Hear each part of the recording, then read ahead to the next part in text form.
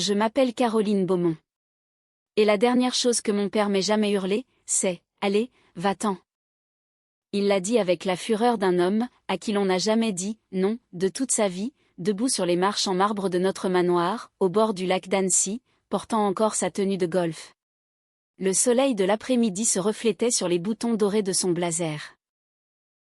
Ce jour-là, il ne ressemblait pas à un milliardaire, il avait plutôt l'air d'un homme qui défendait l'illusion, que son argent le rendait juste.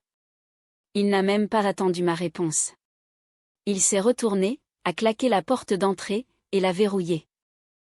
Et moi, je suis restée là, du haut de mes 19 ans, tremblante, avec mon sac de sport, mes clés de voiture, et ce petit battement de cœur, que personne dans cette maison ne voulait que je garde. Michel, le chauffeur, était déjà parti, licencié avant même que je ne puisse lui dire au revoir. Papa l'avait acheté, sans doute avec ce même chéquier, qu'il utilisait pour acheter son silence. Les vigiles, au portail, évitaient de croiser mon regard. Alors que je descendais l'allée, je me souviens d'avoir entendu l'un d'eux murmurer « Mademoiselle, êtes-vous sûre ?» Mais je n'étais plus, désormais, Mademoiselle Beaumont. J'étais un scandale, qu'ils allaient enterrer, avant que les voisins n'en aient vent. Le portail s'est ouvert dans un lent grincement, le genre de bruit que l'on ressent jusque dans ses côtes. Au-delà, l'asphalte se transformait en une route départementale, et le vent du lac, glacial, transperçait mon pull. J'ai continué à marcher. Mon téléphone a sonné une fois, affichant le nom de ma mère. Mais quand j'ai décroché, c'était la voix de mon père. « Tu as fait ton choix, Caroline. Ne nous appelle plus. » Puis, un clic. C'est ainsi que la famille, d'un coup, est devenue une chose du passé. J'ai pris un quart de nuit pour Lille, avec seulement 80 € en poche.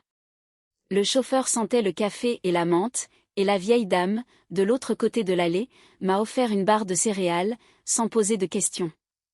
Elle a été la première personne à me traiter comme un être humain, ce jour-là. Lors d'un arrêt sur une aire d'autoroute, elle m'a dit « Ma chérie, les gens qui ont de l'argent pensent que la honte est une monnaie d'échange. Ne l'achète pas », je ne réalisais pas, à l'époque, à quel point elle avait raison. Ce soir-là, j'ai loué une chambre d'hôtel bon marché, près de la gare routière. L'enseigne en néon, libre, a bourdonné toute la nuit, à travers les fins rideaux. J'ai allumé la lumière de la salle de bain, et j'ai vu, sous mes yeux, ces mêmes cernes sombres que ma mère avait, quand elle pleurait en cachette. Pour la première fois, j'ai compris qu'elle n'était pas cruelle. Elle était terrifiée par lui, terrifiée de perdre sa maison, sa réputation, et ce monde bâti, entièrement, sur l'approbation de cet homme. Je me suis fait une promesse, devant ce miroir tremblant de salle de bain, je ne laisserai pas la peur élever mon enfant. Les semaines qui ont suivi n'étaient qu'un brouillard.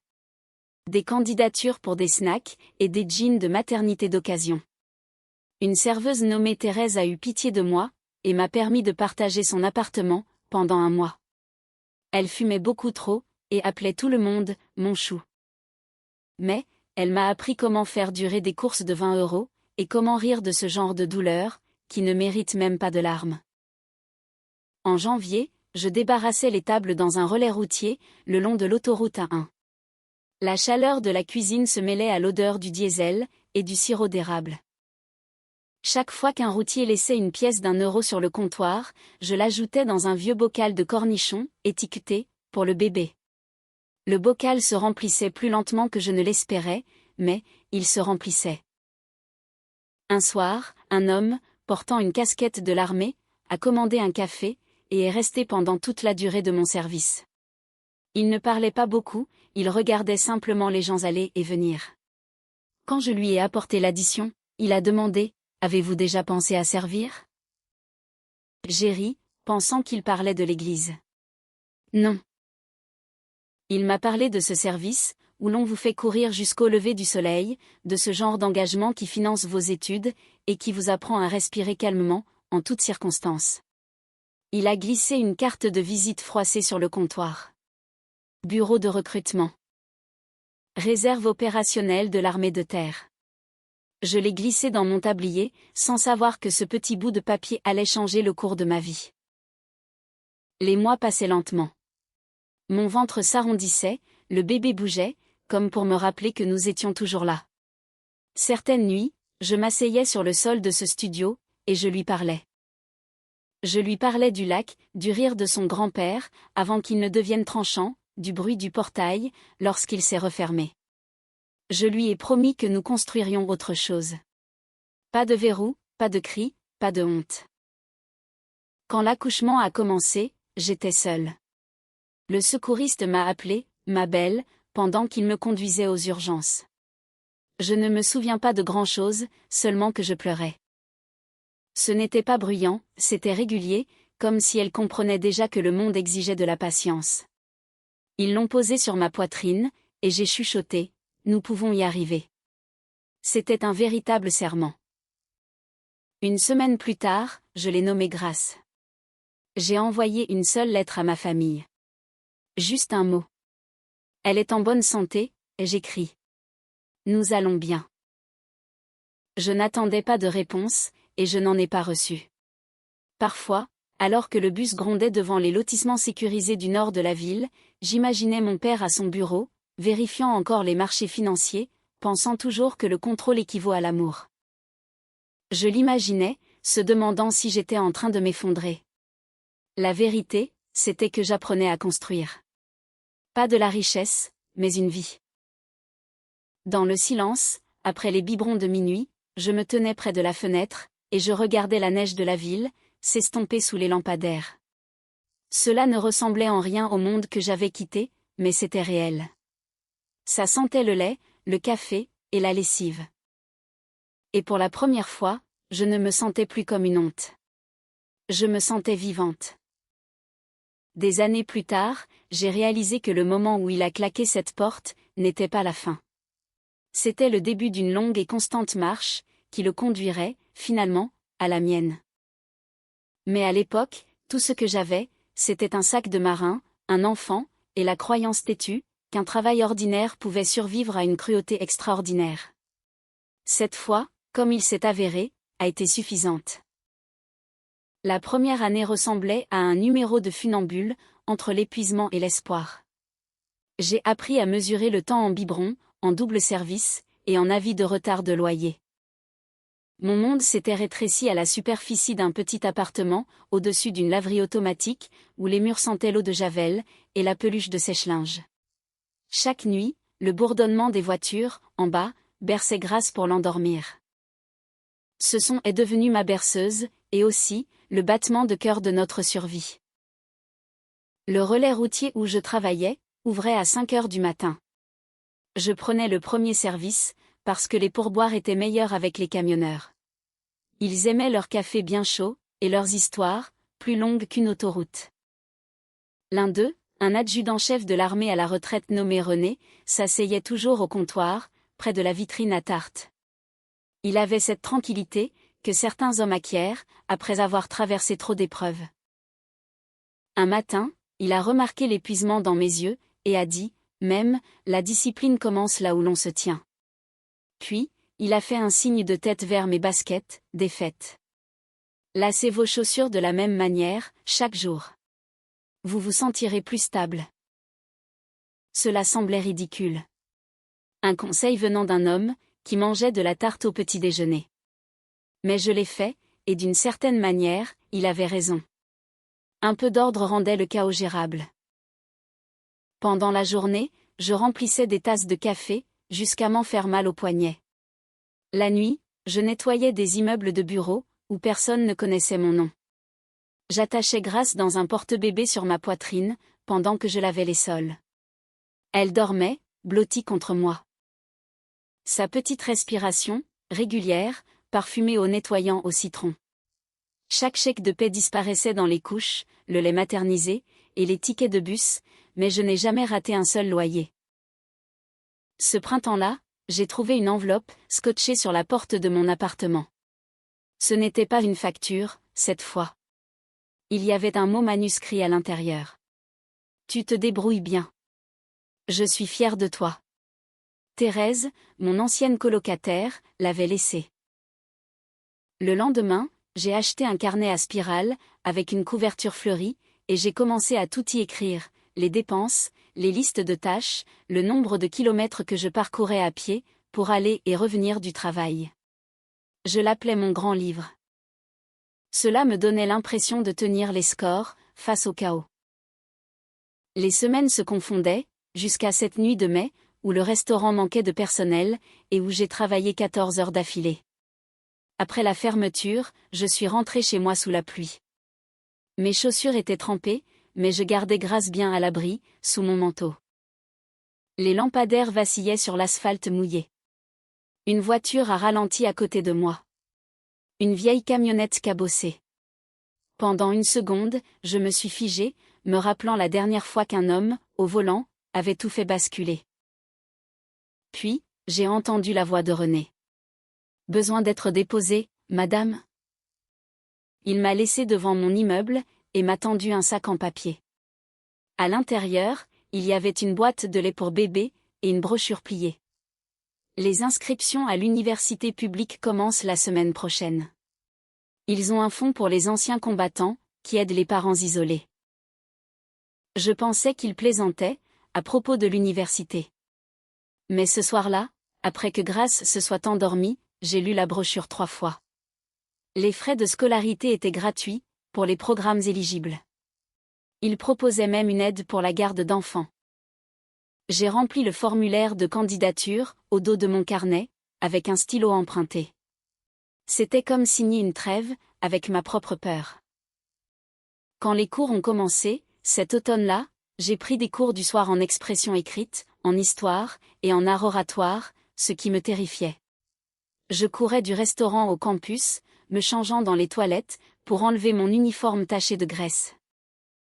Parfois, Grace m'accompagnait, somnolent dans sa poussette, au fond de la salle de classe. Le concierge laissait la lumière allumée pour moi, après la fermeture, en disant « Prenez votre temps, ma petite, les livres ne jugent pas. » J'ai commencé à comprendre que l'éducation n'était pas seulement une question de diplôme, c'était une question de dignité. La formation me rappelait que j'étais toujours quelqu'un en devenir. L'argent restait un problème. Quand la facture de gaz de février est arrivée, avec un tampon rouge, j'ai vendu mon plasma pour 40 €, afin de garder le chauffage allumé. J'ai appris que la faim résonne différemment, quand on est responsable d'une autre personne. Elle est plus silencieuse, plus lourde, comme une prière sans mots. Puis, par une nuit enneigée, une femme est entrée dans le restaurant, juste avant la fermeture. Des cheveux d'argent en chignon, les gants encore saupoudrés de neige. Elle a commandé un café et une part de tarte, mais y a à peine touché. En se levant pour partir, elle a regardé Grace, qui dormait dans le porte-bébé à côté de moi, et a dit « Ma chérie, Dieu ne gaspille jamais la douleur.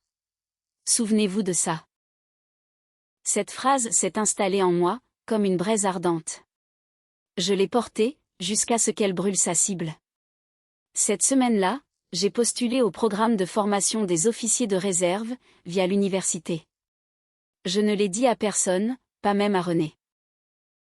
La recruteuse, une femme à l'œil vif, en uniforme, m'a regardée et a demandé « Êtes-vous sûre d'être prête pour ça ?»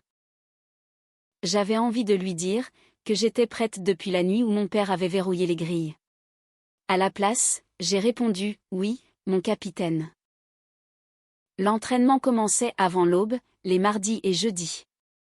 Je déposais Grace à l'appartement de ma voisine, en chuchotant « Désolé, mon bébé », avant de courir à travers le campus, le sac à dos martelant ma colonne vertébrale. L'entraînement physique a failli me briser, au début. Pompe, sprint, exercices intensifs. Mais à chaque fois que je pensais à abandonner, je me rappelais les mots de René. La discipline commence là où l'on se tient. À la fin du semestre, je ne me tenais plus à l'arrière des rangs. Je menais la cadence, hurlant jusqu'à ce que ma voix se brise. Le jour où j'ai réussi mon premier test physique sans tomber, René est venu au restaurant. Il n'a pas dit un mot, il a juste laissé un pourboire de 5 €, et un petit mot sur une serviette, je vous l'avais bien dit. Le lendemain, j'ai écrit une nouvelle phrase dans mon carnet, je ne suis pas brisée, je suis juste en convalescence. Des années plus tard, quand les journalistes me posaient des questions sur ma jeunesse, je ne leur parlais jamais de l'eau de Javel, des trajets en bus, ou des nuits où je pleurais dans mon oreiller, si doucement pour que Grace ne se réveille pas. Je leur parlais du carnet, un registre qui avait commencé par un manque, et s'était terminé par la foi, parce que, quelque part entre les cafetières et les exercices sportifs, j'avais compris quelque chose que mon père n'avait jamais pu saisir. La richesse n'est pas la sécurité, c'est juste une isolation contre les responsabilités. Et je n'avais plus besoin d'isolation. J'avais besoin d'une fondation. Et j'étais en train de la bâtir. Un service, un cours, une respiration à la fois. La première fois que j'ai couru avec l'unité d'élèves officiers en uniforme, l'aube n'avait même pas encore décidé de se lever. L'air mordait mes poumons, et mes chaussures semblaient faites de plomb. Mais à chaque fois que je pensais à ralentir, je voyais les minuscules baskets de Grace, alignées à côté des miennes, près de la porte. Et je trouvais l'énergie pour faire un pas de plus. C'était comme si elle courait avec moi. Les matins étaient brutaux. Des pompes sur l'herbe mouillée. Les instructeurs qui aboyaient, en équipe.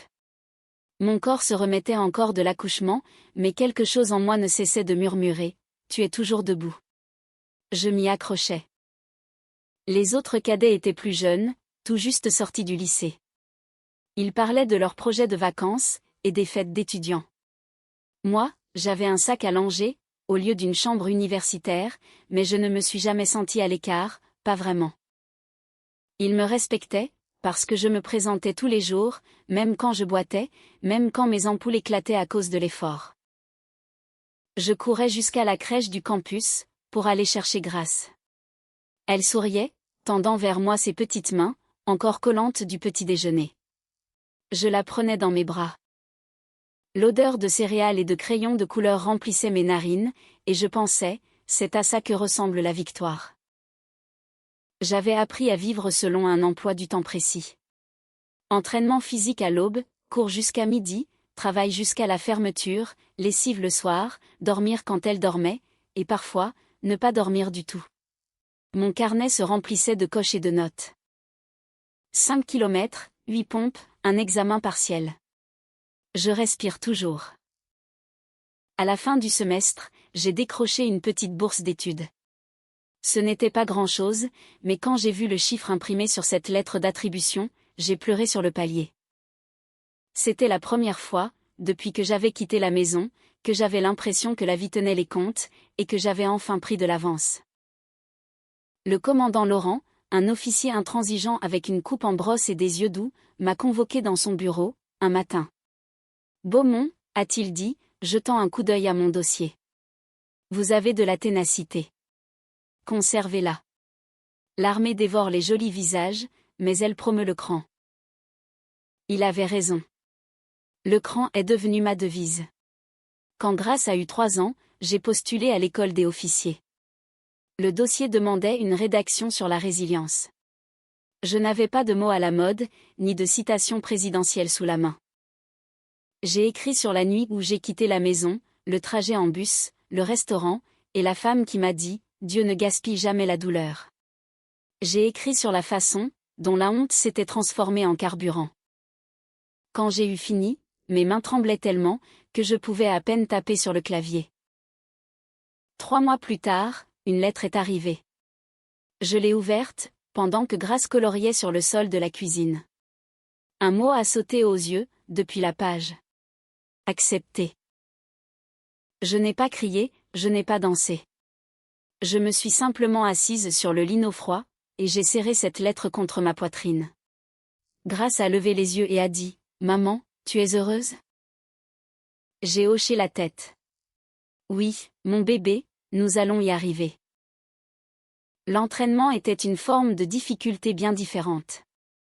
La journée commençait avant le lever du soleil, et se terminait bien après son coucher. Pompe, maniement des armes, exercice sur le terrain, course d'orientation.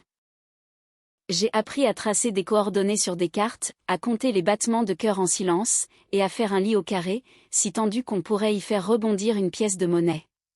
Chaque muscle de mon corps me faisait souffrir, mais pas mon esprit.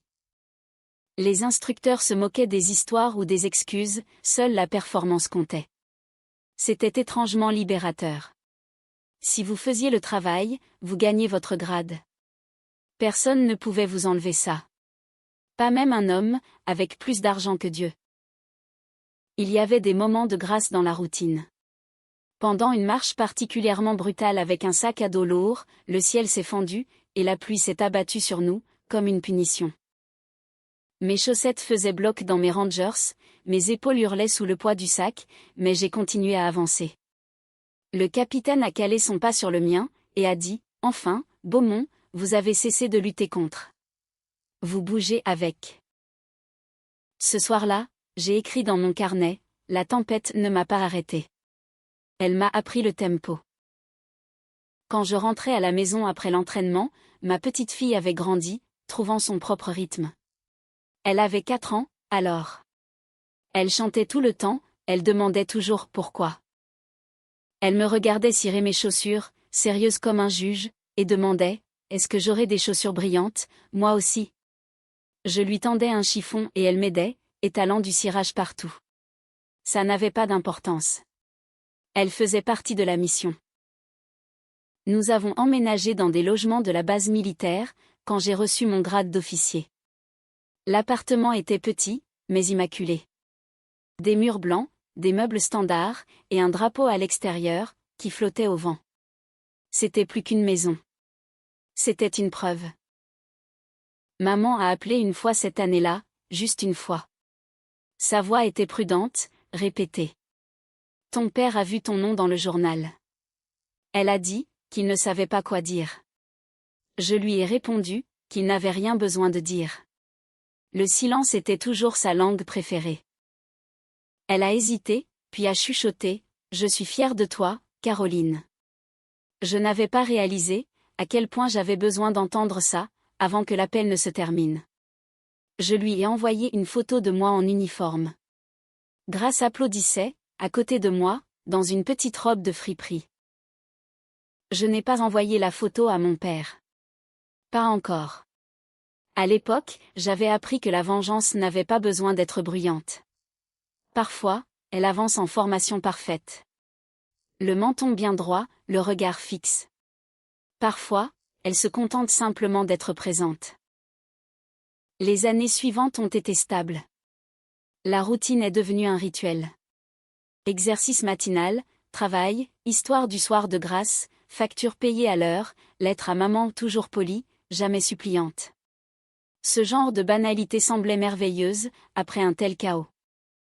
Pourtant, il y avait des nuits, où le silence devenait lourd. Je restais éveillée, pensant au manoir près du lac, aux lourdes grilles se refermant derrière moi, au père qui croyait que la honte était une leçon. Je me demandais s'il regardait parfois la chaise vide, à sa table à manger, en pensant à moi. Mais à ce stade, je n'étais plus en colère. J'étais devenue quelque chose de plus calme, de plus déterminé, parce que j'avais fini par comprendre qu'il n'avait pas ruiné ma vie, cette nuit-là. Il l'avait mise en mouvement. Chaque kilomètre, chaque entraînement, chaque cicatrice, était la preuve que j'avais construit quelque chose, qu'il ne pouvait pas racheter. Un respect qui ne venait pas d'un héritage. Et la femme que je devenais, se préparait pour le jour, où il devrait prononcer son titre à voix haute. Au moment où Grace est entrée à l'école maternelle, j'avais troqué le chaos pour la structure. L'armée m'avait offert ce cadeau. Des listes de contrôle, des routines, et des règles, qui ne pliaient devant l'ego de personne, pas même le mien. Chaque matin commençait de la même manière. Les Rangers alignés près de la porte. Le drapeau levé à l'aube. Le café coulé, juste avant les premières lueurs du jour. Ce n'était pas du luxe, mais c'était de l'ordre. Et après des années d'improvisation et de survie, l'ordre ressemblait à une bénédiction. Ma première affectation n'était pas glamour. Officier de logistique, sur le territoire national. Pas de médailles, pas de gros titres, juste des tableurs, des chaînes d'approvisionnement, et le bourdonnement sans fin des besoins essentiels à la vie. Mais j'aimais ça. Il y a un réconfort étrange à s'assurer que les bonnes pièces, le carburant, et la nourriture arrivent là où ils doivent être. On commence à voir comment des systèmes entiers, des armées, des familles, des nations, dépendent d'une précision silencieuse. Grace s'est adaptée mieux que moi. Elle avait 5 ans. Intrépide, elle se faisait déjà des amis qui l'appelaient Barbie, parce qu'elle savait mieux faire le salut militaire que la plupart des adultes. Je me souviens qu'elle a dit à son institutrice, « Ma maman travaille là où les plans sauvent des vies. » J'ai dû sortir pour respirer après avoir entendu ça, parce que, pour la première fois, j'ai réalisé qu'elle ne me voyait pas comme la fille qui avait été jetée dehors, elle me voyait comme un bâtisseur. L'argent était toujours limité, mais stable. J'ai remboursé mes dettes, j'ai acheté une vieille berline d'occasion, avec trop de kilomètres au compteur, et j'ai commencé à donner une petite part de chaque salaire, à la banque alimentaire locale. C'était ma rébellion silencieuse, contre la froideur dans laquelle j'avais grandi. Papa construisait des empires. Moi, je remplissais des étagères, et d'une certaine façon, mon œuvre me paraissait plus humaine. Le directeur de l'entrepôt était un aumônier militaire à la retraite, nommé Martin. Il avait une poignée de main comme du papier de verre, et une voix qui pouvait rendre le silence sacré. Un soir, après que j'ai déposé des cartons de conserve, il m'a dit, « Vous savez, mon colonel, nourrir les gens, ce n'est pas de la charité, c'est de la logistique avec de l'amour. » J'ai ri, mais il ne plaisantait pas. Cette phrase est restée gravée en moi. J'ai trouvé des moyens de donner, sans attirer l'attention. Des fournitures scolaires, des bourses pour les parents isolés, des dindes de Noël livrées anonymement aux familles en difficulté de la base. Je n'avais pas besoin que les gens sachent que c'était moi. J'avais juste besoin d'un équilibre entre ce que j'avais perdu et ce que j'étais en train de reconquérir. Grace et moi avons transformé ce simple logement de fonction en un véritable foyer. Le vendredi soir, c'était pizza surgelée et film Disney. Le dimanche, lessive et crêpes. Des heures simples et prévisibles. Mais la vie a le don de faire des boucles et de revenir à son point de départ. Cela a commencé par une lettre de ma mère, rédigée avec son écriture penchée, sur du papier à en-tête de la paroisse. Ton père demande parfois de tes nouvelles. Il fait semblant de ne pas le faire, mais je vois bien qu'il ne va pas bien. Le cœur, principalement, et la fierté aussi. J'ai glissé la lettre dans mon carnet, et je l'ai laissé pendant un mois. Je ne savais pas quoi faire de lui. L'idée de le revoir tendait quelque chose au plus profond de moi. Je n'avais plus peur de lui. Je ne savais tout simplement pas si je pourrais regarder l'homme qui m'avait jeté comme un déchet, sans ressentir de la pitié. Pendant ce temps, le monde continuait de tourner. Quand Grace a eu 8 ans, son école a renvoyé un dépliant à la maison, « Amenez votre papa au dîner ». Elle me l'a tendu, comme si de rien n'était. « Est-ce que tu peux venir à sa place, maman ?» a-t-elle demandé. J'y suis allée. J'ai revêtu mon uniforme de cérémonie. La cantine sentait le ketchup et les briques de lait. Quand je suis entrée, les conversations se sont tues. Grace m'a fait signe, fière comme si elle dirigeait un défilé. « Voici ma mère », a-t-elle dit à l'enseignante. Elle est officier dans l'armée. Ce jour-là, je me moquais bien de savoir qui regardait. Le son de mes Rangers sur ce carrelage ciré était bien plus fort que tous les applaudissements dont j'aurais jamais pu avoir besoin. Les années se sont fondues dans la stabilité, les mutations, les promotions, les longues heures, et la même routine nocturne. Grace qui dort, mes mains occupées par des rapports, et une prière silencieuse, pour que demain soit un jour normal. De temps en temps, cependant, on m'invitait à donner des conférences dans des universités. Ils appelaient cela « la résilience au service des autres ». Je commençais toujours de la même manière. La chose la plus précieuse que j'ai jamais perdue, c'est le confort. La chose la plus précieuse que j'ai jamais gagnée, c'est la paix. Le public hochait la tête, pensant que c'était une jolie phrase, mais pour moi, c'était un évangile. Puis est venue la mission à l'étranger. 6 mois de déploiement. Soutien logistique pour l'aide humanitaire, après les inondations dans le Pacifique. Il y faisait chaud, le climat était brutal, et la situation, pleine d'humilité. Nous avons construit des ponts, là où les cartes disaient qu'ils ne pouvaient pas exister. Les enfants du coin nous faisaient de grands signes, lorsque nous traversions leur village en convoi. Et moi, je pensais au sourire de Grace. Chaque jour, je lui écrivais une carte postale, même si le courrier était lent. Nous avons réparé la route aujourd'hui, écrivais-je. Aujourd'hui, nous avons aidé une famille à recommencer à zéro. À mon retour, elle m'a accueilli au portail de la base, portant l'un de mes vieux t-shirts de l'unité, qui lui allait comme une robe. Elle a couru à toute vitesse pour se jeter dans mes bras, manquant de me faire tomber. « Tu sens le sable et le café ?» a-t-elle dit. « Tu sens la maison ?» ai-je répondu. Ce soir-là, après qu'elle se soit endormie, j'ai rouvert la lettre de ma mère. La santé de mon père s'était détériorée. Son entreprise, le groupe Beaumont, faisait la couverture de tous les magazines économiques, mais derrière les gros titres, tout se fissurait.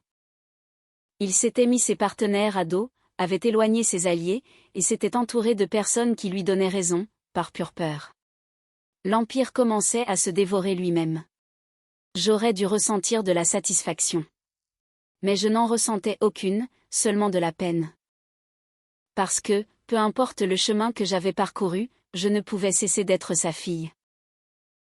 J'ai rangé la lettre à nouveau, sans l'ouvrir pour y répondre, mais ma main tremblait un peu, alors que j'écrivais dans mon carnet, cette nuit-là. Le pardon n'est pas une reddition, c'est une stratégie. Le lendemain matin, je me suis réveillée tôt, j'ai enfilé mes chaussures de course, et j'ai regardé le soleil se lever, à travers les stores. La lumière tombait sur mon uniforme, suspendu à la porte.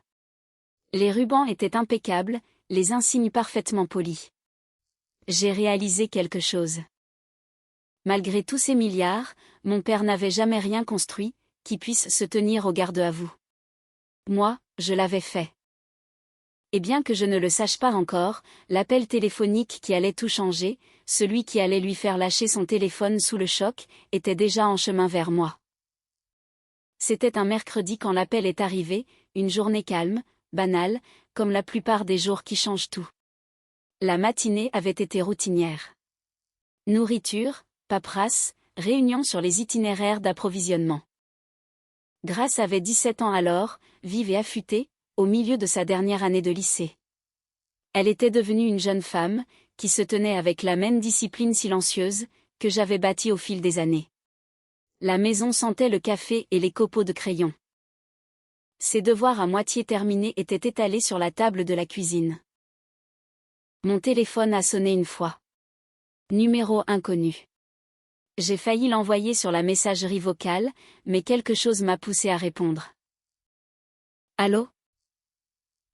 Des grésillements, puis un silence, assez long pour contenir toute une vie. Caroline.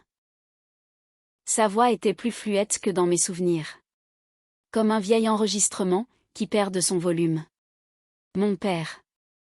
Je me suis figée. Mes doigts se sont crispés sur le bord de la table. 18 années de silence se sont fissurées en quelques syllabes. Ta mère m'avait dit que tu répondrais, a-t-il continué. Je ne pensais pas que tu le ferais. Qu'est-ce que tu veux, papa ? Il s'est éclairci la gorge, essayant de gagner du temps. Je voulais juste voir, à quel point tu étais tombé bas. Cela semblait répété, fragile, comme s'il avait conservé cette phrase, pendant toutes ces années. Je ne suis pas tombé dans le panneau. Eh bien, ai-je dit d'une voix neutre, tu vas pouvoir le découvrir. Juste à ce moment-là, une autre voix a résonné sur la ligne. Un baryton profond, stable, professionnel. Bureau du général Beaumont. Comment puis-je diriger votre appel ? Silence. J'entendais presque son souffle se couper. Un clic a retenti, un juron étouffé, puis le bruit du téléphone qui tombe. Ensuite, la ligne a été coupée. Je suis restée là, fixant mon reflet dans la vitre du micro-ondes, à moitié hilare, à moitié stupéfaite. Pendant toutes ces années, il m'avait imaginée brisée, dépendante, minuscule. Et voilà qu'un seul titre, Général Beaumont, venait de détruire toute sa mythologie. Grace a levé les yeux de la table. Tout va bien ? J'ai hoché la tête. Oui, ma chérie. Tout est exactement à sa place. Ce soir-là, je me suis préparé du thé et me suis assise sous le porche, regardant le soleil fondre à l'horizon. Le vent faisait claquer le drapeau sur son mât, ce même drapeau que j'avais hissé chaque matin, pendant des années. J'ai pensé à la fille que j'avais été, celle qui était partie avec un sac marin et un battement de cœur secret. Je l'ai sentie, debout à côté de moi. Elle avait survécu. Nous avions toutes les deux survécu. Le lendemain, ma mère a appelé. Sa voix tremblait comme du vieux verre. Ton père, il ne va pas bien. Les médecins disent que c'est son cœur. Il est têtu comme toujours, mais maintenant, il veut parler, a-t-elle dit. Elle a hésité. Il a demandé des nouvelles de Grace. Il a vu l'article en ligne. Je lui ai parlé de ta promotion, j'ai expiré lentement, et il a fait tomber son téléphone. J'ai presque souri. Ça me paraît logique. Elle a pris une inspiration. Il veut juste venir te voir une fois, pour arranger les choses. Arranger les choses ? L'expression a eu du mal à passer. 2 décennies de silence ne se réparent pas avec des excuses et une tasse de thé. Mais je n'ai pas dit ça. J'ai juste demandé, tu viens aussi ? Oui, a-t-elle chuchoté, si tu nous le permets. Je lui ai dit que j'y réfléchirais. Puis j'ai raccroché, et je me suis assise dans le noir, écoutant le ronronnement du réfrigérateur, le tic-tac de l'horloge de la cuisine, les petits bruits d'une vie honnête. Quand Grace est rentrée de son entraînement d'athlétisme, je lui ai tout raconté. Elle a écouté en silence, faisant et défaisant ses lacets. « Est-ce que tu veux les voir ?» a-t-elle demandé. Je ne sais pas, ai-je admis. Une part de moi veut refermer la grille, et le laisser ressentir ce qu'il m'a appris. Une autre part a construit un entrepôt, et paie les factures de chauffage d'inconnus. Elle a fini ma phrase pour moi. J'ai souri. Tu as observé. Elle s'est adossée au plan de travail. Maman, tu n'as peut-être pas à choisir, entre la vengeance et la miséricorde. Peut-être que le simple fait d'être présente, accomplit les deux. Ces mots sont restés avec moi toute la semaine. J'ai pensé à ces grilles, celles qui s'étaient fermées derrière moi, toutes ces années auparavant. Et à quel point il était étrange, que je veuille les ouvrir à nouveau. Pas parce qu'ils le méritaient, mais parce que j'en avais le pouvoir. Le samedi, j'avais pris ma décision. J'ai appelé le responsable des bâtiments, Albert, un ancien sergent qui traitait les emplois du temps comme des textes sacrés. Albert, ai-je dit, nous avons des invités la semaine prochaine. De la famille. Assurez-vous que le portail fonctionne, et que leur entrée soit enregistrée. Oui, mon général, a-t-il dit. Je polirai le laiton de la sonnette moi-même. Les jours suivants sont passés lentement. J'étais occupé par des réunions, des entraînements, et la planification de la prochaine levée de fonds de la base. Mais sous la surface, mon pouls ne s'apaisait jamais. C'était comme attendre une tempête, qu'on ne peut pas voir, mais qu'on sent dans ses os. Le matin de leur arrivée, j'ai arpenté les lieux à l'aube, un café à la main. Le givre s'accrochait à l'herbe, et le drapeau projetait une longue ombre sur l'allée. Albert est apparu à mes côtés, son porte-bloc en main. Tout est prêt, mon général. D'accord, ai-je dit. Vérifions que la sonnette du portail fonctionne. Il a appuyé sur l'interphone. Une tonalité claire a résonné dans le silence. 2 notes, polies mais autoritaires. Le son de l'ordre. Quand leurs voitures ont finalement remonté la longue allée, un élégant SUV argenté, suivi d'une voiture de location, je me suis tenu sur le porche, immobile. Le portail s'est ouvert à point nommé, lentement et délibérément, comme un rideau de théâtre. Albert s'est approché d'eux, un carnet sous le bras. « Bonjour », a-t-il dit. « Êtes-vous ici pour voir le général Beaumont ?» La main de ma mère a tressailli vers sa gorge. Mon frère, Marc, est sorti du côté conducteur, la mâchoire crispée, les yeux fuyants, me regardant puis détournant le regard. Et puis, mon père a émergé de la deuxième voiture. Plus vieux, plus petit. Son autorité était désormais enveloppée de fragilité. Il a hésité près de la portière, comme si la terre elle-même risquait de le rejeter. « Oui », a dit ma mère doucement.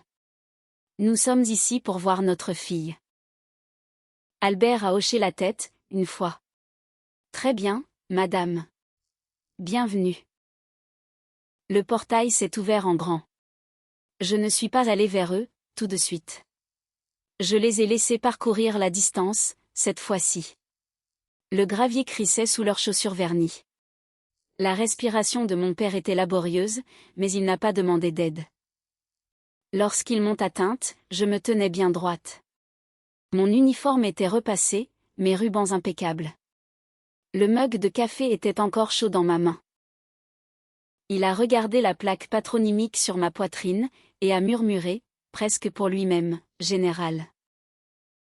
J'ai croisé son regard. « Monsieur ». Il a ouvert la bouche, mais aucun mot n'est sorti, juste ce petit son hésitant, qu'une personne fait lorsque le monde ne correspond plus à son récit. « Merci d'être venu », ai-je dit. La phrase était simple, mais elle portait le poids de 18 années. Il a hoché la tête, les yeux humides. « Merci de nous avoir répondu. » Derrière lui, le soleil d'hiver accrochait le laiton de la sonnette du portail. Et pour la première fois de ma vie, j'ai réalisé que je n'étais plus celle qui restait dehors. À l'intérieur de la maison, c'était trop calme. Ce genre de silence qui s'installe, lorsque la mémoire percute la réalité. Ma mère se déplaçait lentement. Ses yeux scrutaient chaque détail. Les photos sur le mur, le drapeau plié sur la cheminée, les portraits des soldats que j'avais commandés, et ceux que j'avais perdus. Elle s'est attardée sur un cadre, en particulier. Des photos de Grace dans sa tenue de remise des diplômes. Ses bras autour de mon cou. Nous rions toutes les deux, comme des survivantes. Elle est magnifique, a chuchoté ma mère. Elle est forte, ai-je répondu.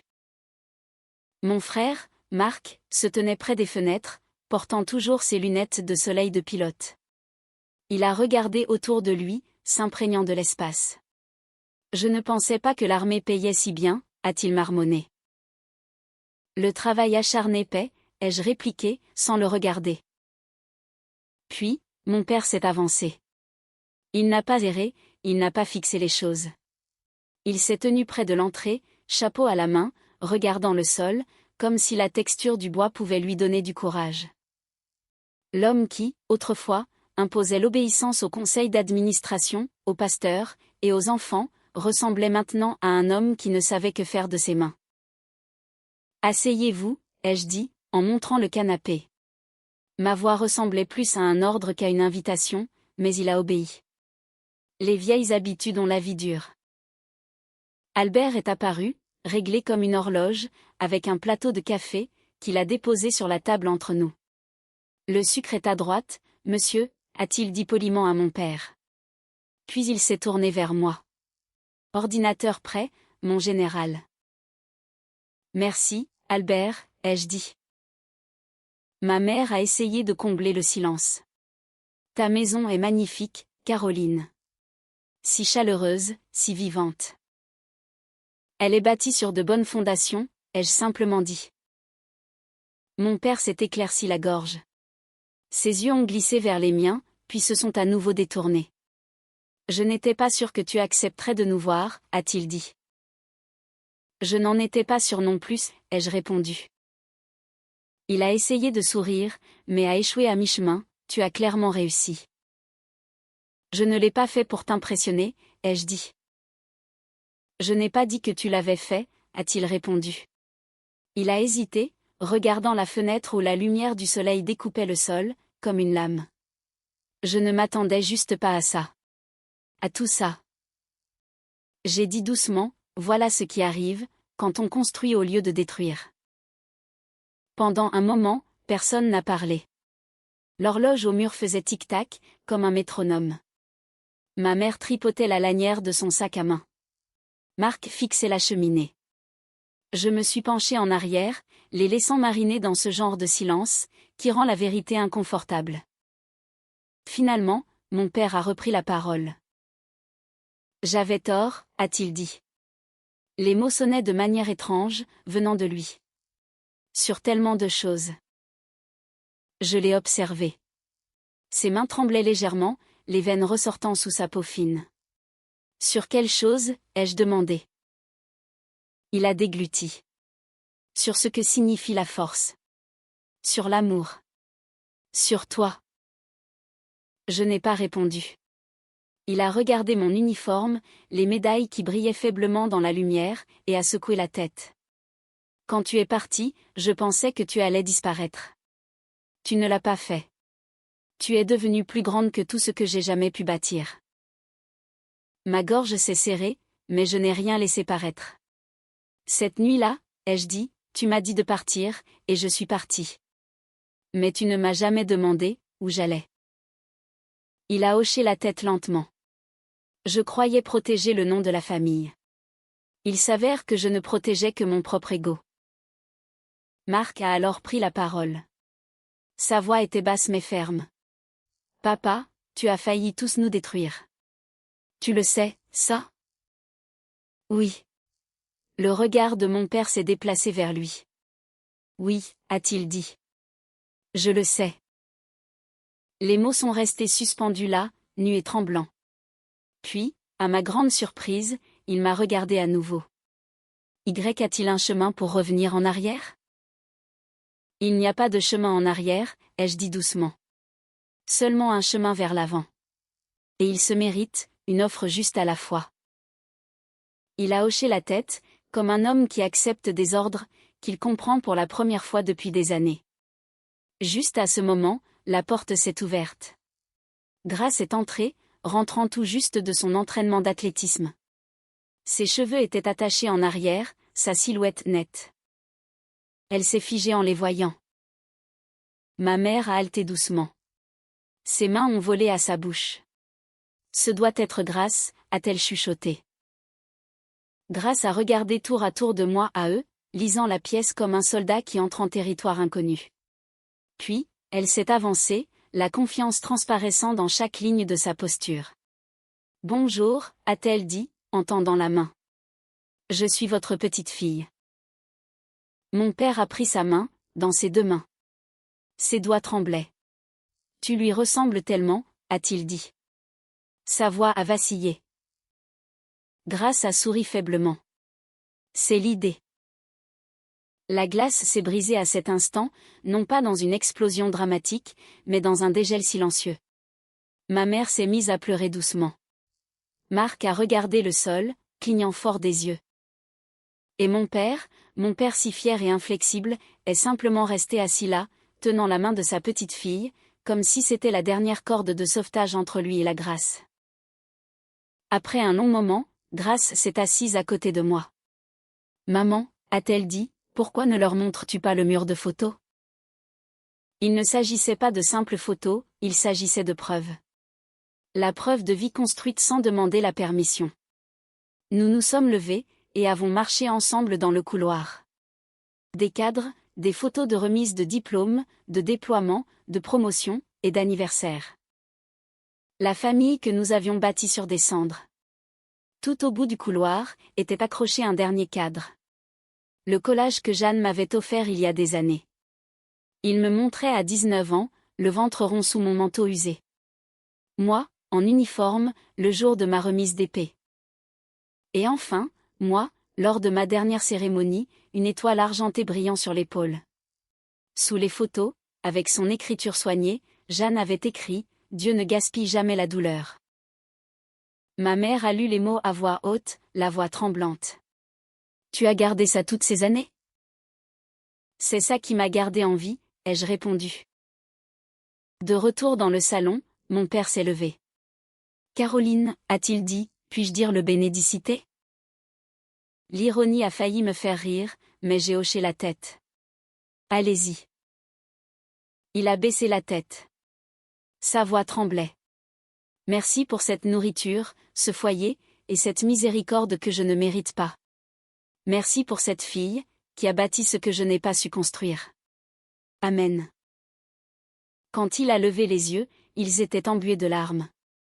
Pour la première fois, je n'ai pas vu la personne qui m'avait mise à la porte. J'ai vu un homme, qui essayait enfin de rentrer chez lui. La neige est arrivée tôt ce Noël-là, silencieuse et épaisse, le genre de neige qui assourdit le monde, et rend même les vieilles douleurs plus petites. Grace et moi étions debout depuis l'aube, cuisinant, riant, faisant semblant que c'était juste un matin de fête ordinaire. Mais nous savions toutes les deux que c'était différent. Mes parents revenaient, non pas comme des fantômes de regret, mais comme des invités, qui avaient enfin gagné le droit de frapper à la porte. J'ai dit à Albert de laisser le portail ouvert, ce jour-là. Pas d'interphone, ai-je dit. Laissez-les simplement entrer. Il a hoché la tête, comprenant bien plus que mes mots. Reçu, mon général. Des ordres pour maintenir la paix. Grâce a mis la table. L'argenterie polie, la vaisselle simple, et une assiette supplémentaire au centre. Pour qui, ai-je demandé. Elle a haussé les épaules, en souriant. Peut-être pour le pardon. La cloche a sonné au milieu de la journée. Je ne me suis pas pressée. Je voulais accueillir le moment d'un pas ferme. Quand la porte s'est ouverte, l'écharpe de ma mère était d'un rouge vif. Des flocons de neige s'accrochaient aux franges.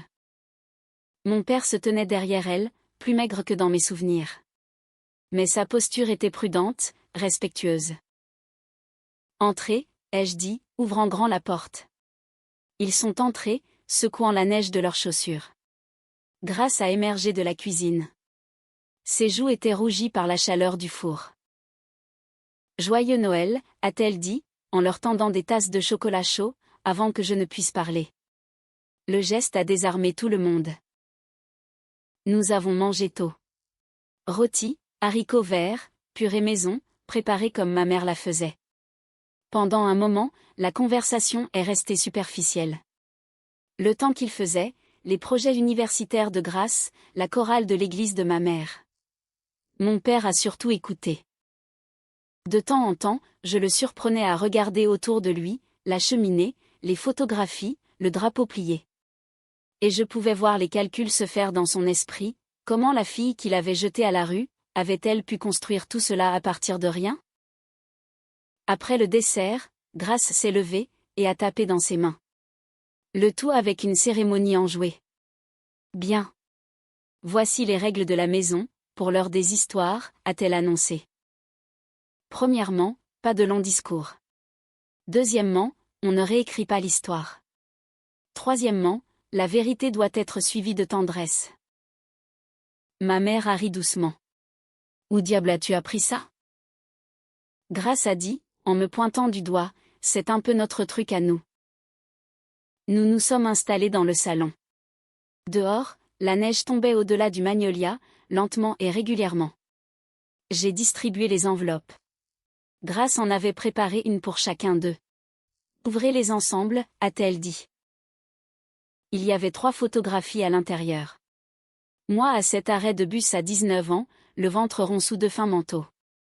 Moi, en uniforme, le jour où j'ai reçu mon grade d'officier. Et une photo récente, lors de ma dernière cérémonie, je suis en grand uniforme, une étoile brillante sur l'épaule, la main de ma mère sur ma manche, et mon père, juste derrière elle, la tête légèrement inclinée. Ma mère a pressé sa main contre sa poitrine. Tu as gardé ça, a-t-elle murmuré. Je vis à travers elle, ai-je dit. Mon père a longuement regardé les photos. Ses doigts ont tracé le contour de moi, enceinte et seule. J'aurais aimé être là, a-t-il dit.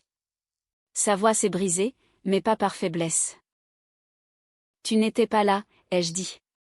Mais elle y était. J'ai fait un signe de tête vers ma mère. Et maintenant, vous êtes ici. Il m'a regardé, puis m'a vraiment regardé.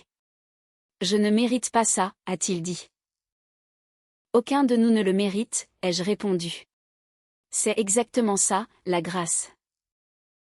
Nous avons parlé pendant des heures par la suite, de petites choses, surtout des souvenirs d'enfance, de recettes, de la façon dont le temps se déforme sans prévenir. Mais sous tout cela, quelque chose de nouveau circulait, un courant de vérité, sans vernis. Fini les faux-semblants, fini le silence. À la tombée de la nuit, Grace a sorti un dernier cadeau. Une boîte longue et étroite, enveloppée dans du papier craft et nouée avec de la ficelle. Pour vous deux, a-t-elle dit. À l'intérieur, se trouvait un collage encadré des 3 photographies que nous venions d'ouvrir, imprimées en noir et blanc.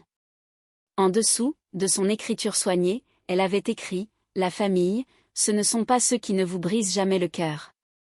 Ce sont ceux qui reviennent avec de la colle. Ma mère a poussé un cri, que je n'oublierai jamais. Un mélange de rire et de larmes, qui semblait secouer 20 ans de peur hors de sa poitrine. Mon père a posé sa main sur la sienne, et elle ne l'a pas retirée. Voulez-vous accrocher ça, a demandé Grace, timidement. J'ai hoché la tête, et j'ai tendu le marteau à mon père. Il s'est levé prudemment, a centré le cadre dans le couloir, et l'a cloué en place. Pendant un instant, nous sommes tous restés là, épaule contre épaule, le regardant s'appuyer contre le mur. C'est stratégique, a dit Grace avec un grand sourire. Tout le monde finit par faire face à la vérité. Nous avons tous ri, alors, de ce rire qui ne survient que lorsqu'une blessure cesse enfin de faire mal. Ma mère s'est essuyé les yeux. Tu parles comme ta mère, a-t-elle dit à Grace. Elle parle comme elle-même, ai-je dit. Plus tard, nous avons chanté des cantiques. Faux, mais sincères. Le baryton de mon père était rouillé, mais assuré. Ma mère s'est glissée dans l'harmonie, comme par mémoire musculaire. Marc nous a même rejoints par appel vidéo, tenant son bébé devant l'écran. Pour la première fois, les Beaumont n'étaient ni un scandale, ni un sermon, et pas non plus une marque. Nous étions juste une famille, qui essayait de faire de son mieux. À la tombée de la nuit, mes parents se sont levés pour partir. Mon père s'est attardé à la porte, chapeau à la main. Caroline, a-t-il dit doucement. Si tu nous acceptes, peut-être pourrions-nous revenir à Noël prochain. J'ai posé ma main sur l'encadrement de la porte. Le bois était chaud sous ma paume. Oui, ai-je dit, nous avançons une assiette à la fois, une histoire vraie à la fois. Il a hoché la tête, les yeux embués. Reçu, mon général. Alors que leurs feux arrière disparaissaient dans la neige, je me suis retourné pour trouver Albert debout dans le hall, son porte-bloc coincé sous le bras. Tout le monde est présent et comptabilisé, mon général, a-t-il dit, avec un faible sourire. Merci, Albert, ai-je chuchoté. Grace a glissé son bras sous le mien. Comment te sens-tu? Plus légère, ai-je dit. Et fatiguée, de la meilleure des manières. Nous sommes restés près de la fenêtre, regardant la neige apaiser le monde. Tu sais, a-t-elle dit, le pardon, ça ressemble beaucoup à la logistique. J'ai ri doucement. C'est parce que c'en est. Chaque détail compte. Chaque vérité est déballée. Avant de me coucher, j'ai sorti mon vieux journal intime. Celui que j'avais commencé toutes ces années auparavant, quand survivre était encore toute l'équation. J'ai tourné la dernière page et j'ai écrit « Réconciliation en cours ». Équilibre attendu, amour actif. Puis, je l'ai refermé, et je l'ai posé sur la table, à côté du collage. Si vous avez écouté jusqu'ici, surtout si vous êtes assez vieux pour savoir que le temps ne guérit pas de lui-même, peut-être que vous comprendrez ceci. Le pardon n'est pas une faiblesse, c'est la force tranquille de rester debout, quand la fierté donne envie de fuir. C'est dresser une assiette de plus, dire une autre vérité, et permettre à la grâce d'accomplir ce que la punition ne pourra jamais faire. Alors, si vous écoutez ceci, en pensant à quelqu'un à qui vous avez cessé de parler, appelez-le, mettez la table, commencez petit. Si cette histoire vous a rappelé que les choses brisées peuvent encore être magnifiques, partagez-la peut-être avec quelqu'un qui a besoin de l'entendre. Parce que, parfois, la meilleure des vengeances, c'est une paix qui dure.